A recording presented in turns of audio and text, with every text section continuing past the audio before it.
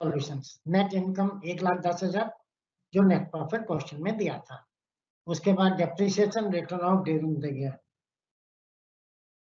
ये आ गया 44,000, उसको हमने ऐड कर दिया। ठीक है, total operating profit before working capital changes 1,54,000।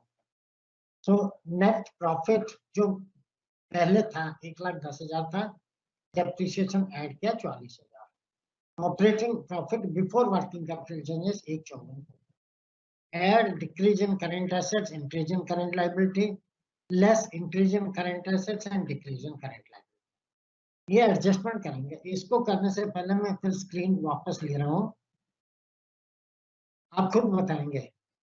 अब डेटर्स है, पहले 180 था, 2 लाख हो, डेटर्स बढ़ गए, करंट एसेट्स बढ़ा है तो कैश कम होगा, इन्वेंट्री कम हुआ है तो कैश बढ़ेगा। पहले मैं इन दोनों चीजों को दिखाता हूँ। डेटर्स बढ़ा, 180 का 2 लाख हुआ तो 20,000 बढ़ गया। अब इसमें देखिए डेटर्स बढ़ गए तो कैश कम होगा, स्टॉक घटा है, कैश स्टॉक 10,000 प्लस में दिखाया, डेटर्स कम हुआ 20,000 माइनस में दिखाया। इसी तरीके से प्रीपेड एक्सपेंस पहले 16,000 था, अब 15,000 कम हुआ है। Prepaid current assets, accounts payable है, current liability. Prepaid assets, current assets कम हुआ, कितने से कम हुआ? 16,000 का 15,000, 1,000।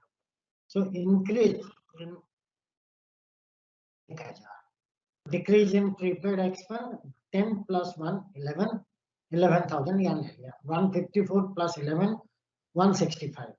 Similarly increase in current assets में इंक्रीज इन डेटर्स 20,000 माइनस होगा, decrease in accounts payable 14,000 minus होगा, टोटल हो गया 34,000। So net cash generated from operating activity 1,31,000। मेरे ख्याल ये एग्जांपल क्लियर हो गया आपको। Then I am coming to other items. जो इंपॉर्टेंट आइटम्स डिस्कस करने थे मैं स्क्रीन पे ला रहा हूँ, उसको हम डिस्कस करेंगे। Then will take other illustrations. ये जो इंपॉर्टेंट आइटम्स में ले रहा हूँ वो बहुत ही इंपॉर्टेंट है, उनकी ट्रीटमेंट आपको समझना बहुत जरूरी है।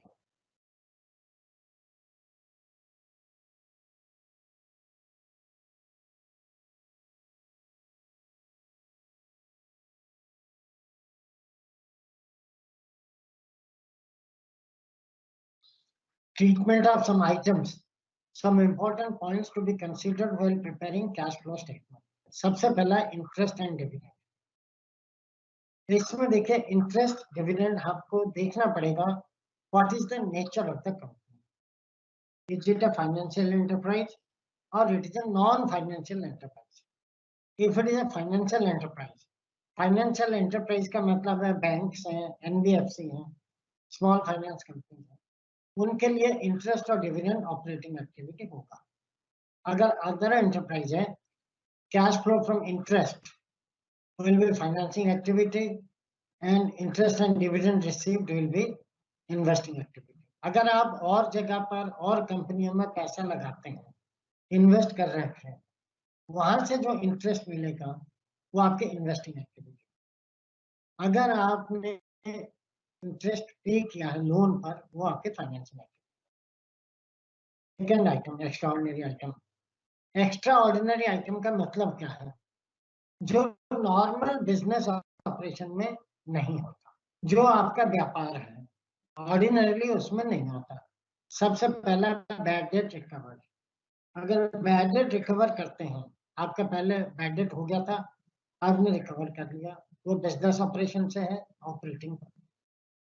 इंश्योरेंस क्लेम है, नॉर्मली स्टॉक के अगेंस्ट अगर इंश्योरेंस है वो ऑपरेटिंग में होगा, अगर एसेट्स के अगेंस्ट इंश्योरेंस है वो investing activity. Winning from lottery वो फाइनेंसिंग एक्टिविटी। आपने कोई लॉटरी का प्राइज जीता है या कंपनी को प्राइज मिला है, तो इसका मतलब कंपनी का फाइनेंस बढ़ेगा। इनकम टैक्स या taxes and income. Normally income tax is operating activity. क्यों? आप टैक्स किस पे देते हैं? इनकम पे देते हैं। जो इनकम अर्न करते हैं उस पर आप टैक्स देते हैं, तो it will B operating activity. लेकिन if you have paid capital gain tax on sale of fixed assets, what will be the position? आपने एक फिक्स्ड एसेट्स था 20 लाख रुपए, आपने उसको बेचा 10 लाख रुपए, आपको कैपिटल गेन हुआ, 10 लाख रुपए प्रॉफिट हुआ और उसके ऊपर आपको 2 लाख रुपए टैक्स देना पड़ा। तो वो जो कैपिटल गेन टैक्स आपने 2 लाख दिया वो इन्वेस्टिंग एक्टिविटी में आएगा। अगर payment of dividend distribution tax है वो फाइनेंसिंग एक्टिविटी होगा।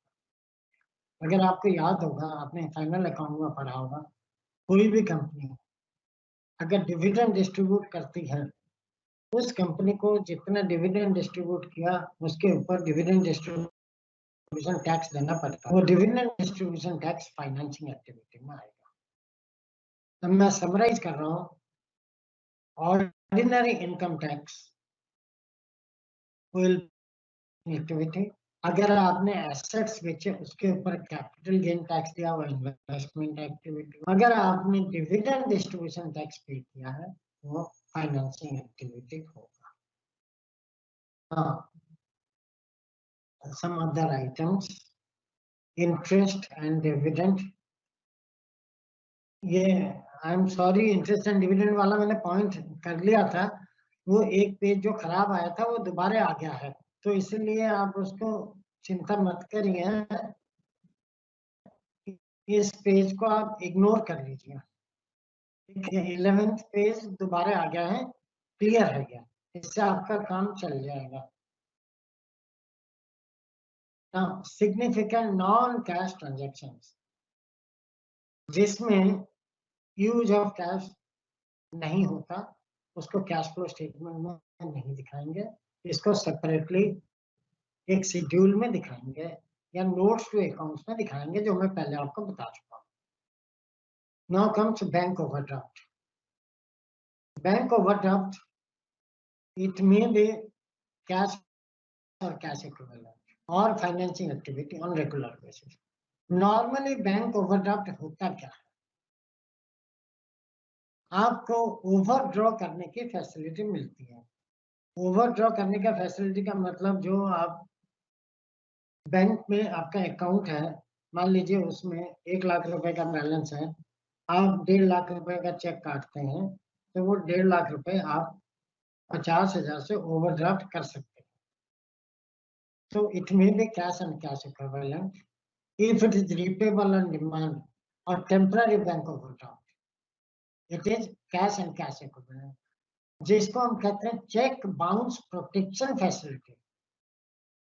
आपका चेक बाउंस ना हो, आपने चेक इशू कर दिया, बैंक आपका चेक को वापस नहीं करेंगे, आपको अकाउंट में जितना पैसा था उससे ज्यादा विथड्रॉ करने की परमिशन दे रही है वो बैंक ऑफ, वो कैश एंड कैश इक्विवेलेंट में है। अगर बैंक ने आपको रेगुलर बेसिस में फाइनेंस कर रखा है, आपका परमानेंट लिमिट है, तो आपके फाइनेंसिंग एक्टिविटीज में आ जाएगा या रेगुलर फंडिंग एक्टिविटी होगी। How to find out cash flows from purchase और sale of fixed assets, investments. देखो, परचेज और sale of fixed assets clear है, जितने काम खरीदेंगे वो इन्वेस्टिंग एक्टिविटी में आउटफ्लो में दिखाएंगे। अगर परचेज करेंगे, सॉरी, हाँ, परचेज करेंगे खरीदेंगे एक ही बात है, आउटफ्लो में दिखाएंगे। सेल करेंगे, इनफ्लो होगा। इन्वेस्टमेंट्स, मार्केटेबल सिक्योरिटीज हैं, शॉर्ट टर्म होगा, नॉन मार्केटेबल है, लॉन्ग टर्म होगा। लॉन्ग टर्म इन्वेस्टमेंट एक्टिविटी में दिखाएंगे। शेयर कैपिटल, कैश पे इशू करेंगे, हमारा सोर्स है, बढ़ जाएगा। फिक्स एसेट्स परचेज करते हैं, शेयर्स इशू करते हैं, वो सिग्निफिकेंट नॉन कैश ट्रांजैक्शन है। उसको नोट पर दिखाएंगे। इंटरिम डिविडेंड पे करते हैं, फाइनेंसिंग एक्टिविटी है। प्रोविजन और टैक्सेशन, इसको हम अकाउंट बनाएंगे। देखिए ये जितने भी आइटम्स मैंने बताए हैं, purchase sale of fixed assets हैं, अकाउंट बनाकर मालूम कर लेंगे। डेप्रिसिएशन वगैरह डेबिट करेंगे। आप पेमेंट ऑफ इंटरिम डिविडेंड है, प्रॉफिट एंड लॉस अकाउंट से मालूम होगा। प्रोविजन अकाउंट बनाने से हमें मालूम हो प्रोविजन कितना हमने टैक्स प्रोवाइड किया है वो ऐड करते हैं, कितना टैक्स पे किया है वो एप्लीकेशन में यस दिखाएंगे। Proposed dividend, it will be added back to the profit if already proposed, appropriate and payment made during the year is outflow of cash। मैं इसको समझा दूं।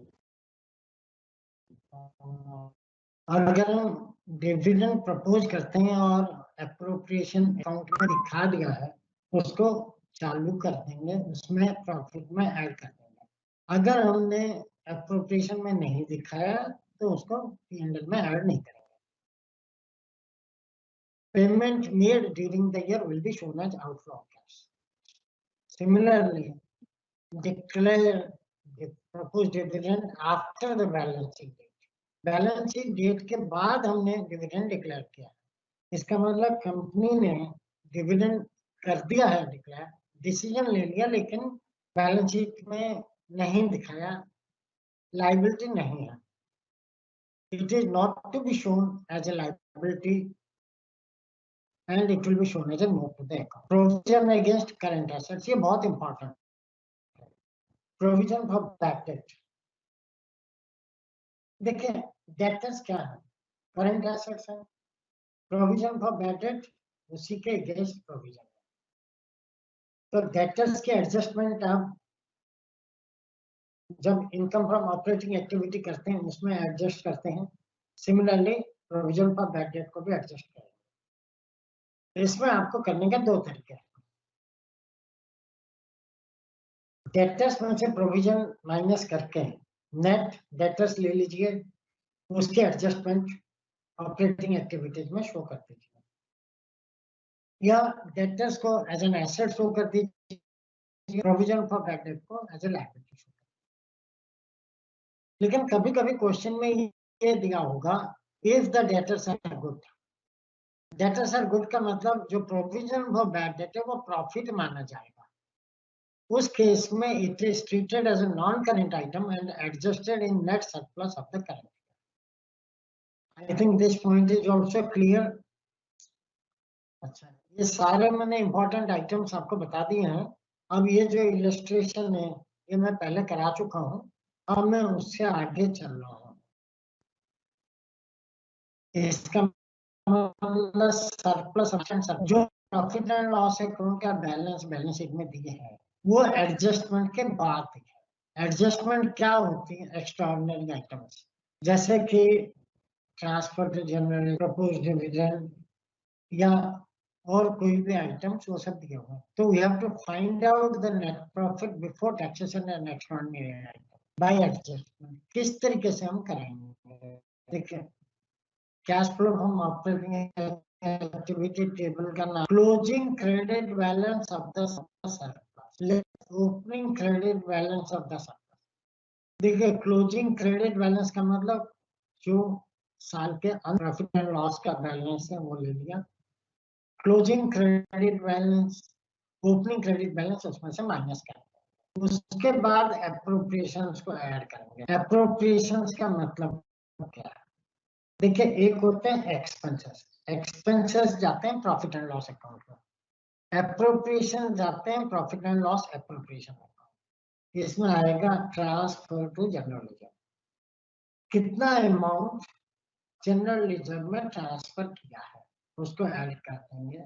Final dividend for the year, कितना dividend इस साल में हम देना है, जो प्रॉफिट एंड लॉस में डेबिट किया है वो एडजस्ट करेंगे, ऐड करेंगे। एडजस्ट का मतलब देखिए ये ऐड करना है, transfer to general reserve add करेंगे, फाइनल डिविडेंड ऐड करेंगे, interim dividend paid during the year ये भी ऐड कर देंगे, provision for tax made during the year, यहाँ प्रोविजन फॉर टैक्स मेड, कितना इनकम टैक्स का प्रोविजन किया है। एक्स्ट्रा ऑर्डिनरी आइटम कुछ हो तो वो भी ऐड करेंगे। लेस क्या करेंगे, रिफंड ऑफ टैक्स, जैसे हमने लिया है प्रोविजन ऑफ टैक्स, ऐसे रिफंड ऑफ टैक्स माइनस करेंगे। Decrease in deferred tax liability, वो भी माइनस करेंगे। कोई एक्स्ट्रा ऑर्डिनरी इनकम होगा वो भी माइनस करेंगे। Then we will reach net profit before taxation and extraordinary item. ये वही नेट प्रॉफिट है जो मैंने आपको पहले एग्जांपल में बताया था, जो आपको दिया हुआ है। इसमें दिया है नेट प्रॉफिट, ये 1,10,000, ये आपको दिया हुआ है, तो आप इस तरीके से कर रहे हैं। अगर बैलेंस शीट का डिफरेंस दिया है तो जो मैंने आपको अभी एग्जांपल दिया है उस हिसाब से करेंगे। उसको मैं देख रहा हूँ, एक इलस्ट्रेशन लेके आपको समझा रहा हूँ। इसके लिए हमारे पास दूसरा तरीका यह है, we may find the net profit before tax and extraordinary item by making a P&L account। ये profit and loss adjustment account बोलते हैं। इसमें देखिए ओपनिंग बैलेंस दे दिया। ओपनिंग बैलेंस क्या है, इसको थोड़ा और ऊपर करता हूँ। Opening balance of the surplus in P&L account, जो P&L अकाउंट में ओपनिंग बैलेंस, ये है बैलेंस कैरिड डाउन, ये balance brought down, opening balance, ये है balance carried down, closing balance. Transfer to general reserve, transfer to provision for tax, final interim dividend, deferred tax liability में increase हुआ। ये पांचों item इसमें ऐड करेंगे। इधर refund of tax, decrease in deferred tax liability, extraordinary item, extraordinary expense इधर add करेंगे, extra income इधर। इसका जो बैलेंसिंग फिगर है profit of the current year, ये बैलेंसिंग फिगर आ जाएगा। ये वही फिगर है जो आपको करंट ईयर का दिया होगा। समझने के लिए ये एग्जांपल 2 नंबर को देखिए। ये आपको दिखाई दे रहा है ठीक से। इसमें देखिए ये बैलेंस शीट दी गई है। Cash flow from operating activity calculate करना है from the following financial position of A limited, calculate cash from operating activity 2020-2021। ये मान लीजिए 1/1/2020 का, ये 1/1/2021 है, जो भी डेट है closing date. Equity share capital 450,5। इसमें आपको एक चीज समझ में आएगा बैलेंस शीट से, इसमें आपको एक चीज समझ आएगा, 450 अगर पहले था अब 5 लाख है, इसका मतलब ये है 50,000 का शेयर कैपिटल। अगर 50,000 शेयर का बढ़ा है, इसका मतलब 50,000 हमने रिसीव किया है, जो सोर्स में दिखाएंगे। जनरल रिजर्व 40/70, पहले 40,000 था, अब 70,000, 30,000 बढ़ गया है। ये 30,000 ट्रांसफर टू जनरल रिजर्व, ये नेट प्रॉफिट में ऐड करेंगे। ये देखिए P&L अकाउंट आपको दिखाई दे रहा है। Opening balance of profit and loss account 30,000, closing balance of profit and loss account 48,000। पहले प्रॉफिट एंड लॉस 30, ये 48 है। जब हम स्टार्ट करेंगे, will start with 48,000 closing balance minus 30, और अकाउंट बनाएंगे balance brought down 30,000 credit side में, क्लोजिंग बैलेंस 48, प्रपोज डिविडेंड 4250। इसका मतलब 42,000 लास्ट ईयर का था, वो हमने इस साल पे किया होगा। 50,000 इस साल प्रपोज किया है। जो 50,000 प्रपोज किया P&L एप्रोप्रिएशन में ऐड। क्रेडिटर्स, बिल्स पेबल, ये दोनों करंट लायबिलिटीज के एडजस्टमेंट है।